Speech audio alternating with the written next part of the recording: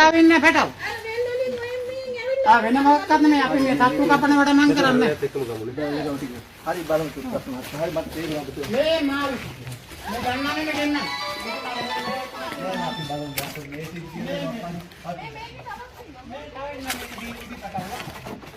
මේ රස්තාවේ පස්සේ කෙසල් කන්දරක් ඉන්නේ මේ ගේ වටේ බඩ ගන්න එක දැන් ටැක්ස් එකේ නම රස්තාවේ.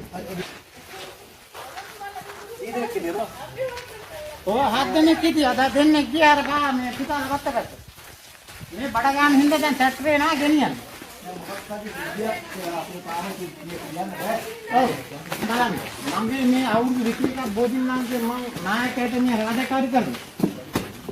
මගේ වරදයකට මගේ දරුවාත් මමත් ඔව කරලා. ඉක්කො හත් දෙනෙක් හිටියා. දෙන්නෙක් ගියා. දැන් ටැක්ස් එක යවන්න ඉඳලා ඇක්ටිවි දැනෙන්නේ නැහැ. අද ලේඩි කිව්වද? අතන පස් දෙනෙක් හිටියේ කොහොමද? කපන්න කරන්නේ මේ දැන් ටැක්ස් එක නෑ ගෙනියන්නේ.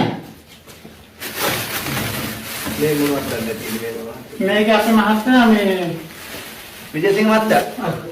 මේක පුතාලද? මොනවද තියෙන්නේ? බලන්න ඉතින් අපිට කට්ටිය ධර්මයක් ගෙනලා දෙනවා.